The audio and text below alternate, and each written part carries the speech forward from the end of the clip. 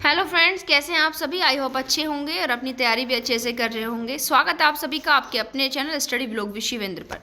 देखिए, जैसा आप सभी जानते हैं कि हाल ही में एक मामला आया था ऑनरेबल सुप्रीम कोर्ट का, जिसमें जो एनरोलमेंट होता है अपने स्टेट बार में, उसकी फ़ीस को रिड्यूस कर दिया गया था, घटा दिया गया था कि एडवोकेट एक्ट 1961 का जो है सेक्शन 24 के अकॉर्डिंग यह फ़ीस बहुत ज़्यादा ले रहे हैं, मनमानी फ़ीस जो है बार काउंसिल ले रही है, तो उस फीस को रिड्यूस किया जाए। और उस आवेदन को एक्सेप्ट भी किया ऑनरेबल हाई कोर्ट ने और उस फीस को जो है कम कर दिया।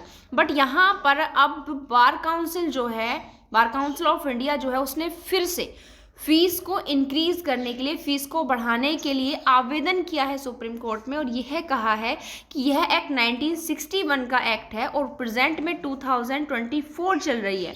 तो अगर हम 1961 और 2024 तक के एवरेज को देखें तो हर चीज़ का जो है प्राइस बढ़ चुका है।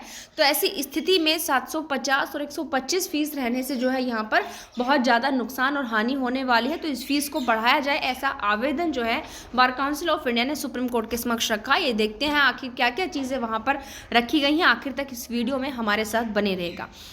देखिए, शीर्ष कोर्ट ने जुलाई 2024 में फैसला सुनाया था कि राज्य बार काउंसिल और bar council of India advocate act द्वारा जो निर्धारित सीमा है उससे अधिक नामांकन शुल्क नहीं ले सकती। ठीक है, इनके एडवोकेट एक्ट में जो चीज़ें की गई हैं उससे ज़्यादा नहीं ले सकती। ठीक, बार काउंसिल ऑफ इंडिया ने सुप्रीम कोर्ट के समक्ष यह आवेदन दायर किया कि केंद्र सरकार को एडवोकेट एक्ट 1961 में संशोधन करने की मांग की है।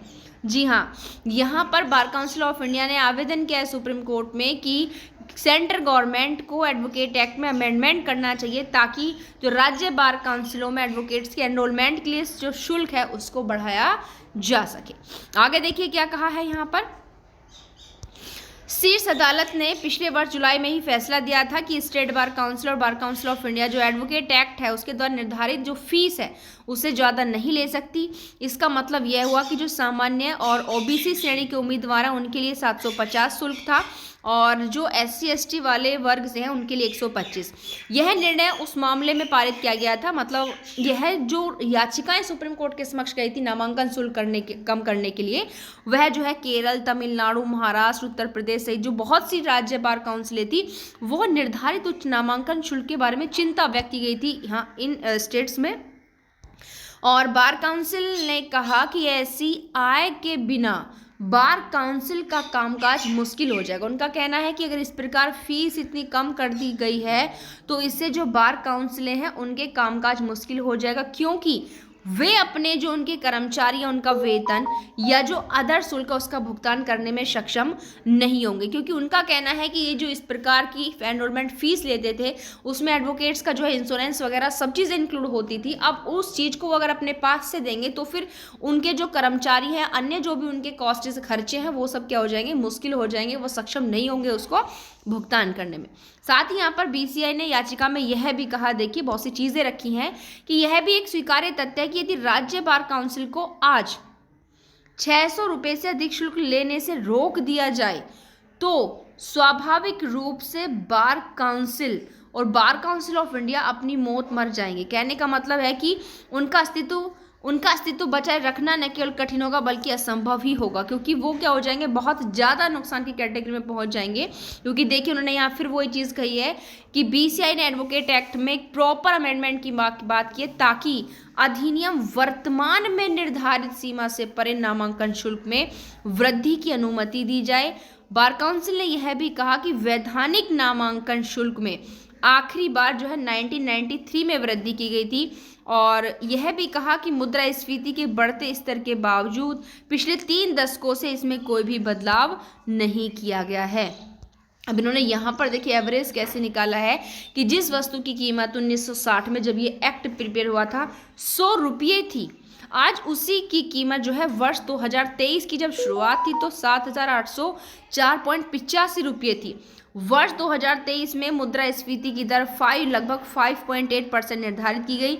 यदि इस अवधारणा को समझ के लागू अगर हम करें तो प्रेजेंट में नॉमिनेशन जो नामांकन शुल्क होगा वो लगभग 50,000 रुपये होगा। ये सारी चीज़ें जो है 1960 से 2023 तक जोड़कर यहाँ पर बार काउंसिल ने कहा है। और साथ ही यह भी कहा है कि गवर्नमेंट जो सेंट्रल गवर्नमेंट है वो इसमें संशोधन करे, और जो सामान्य और आपके ओबीसी श्रेणी के उम्मीदवार हैं, मतलब यहाँ पर सामान्य खोला है बट यहाँ पर देखिए ओबीसी वाले बीसी कैटेगरी में शामिल होते हैं, को संशोधित करके 25,000 रुपये किया जाए। और bar council of India fund शुल्क को संशोधित कर 6,250 करने के लिए पत्र लिखा था।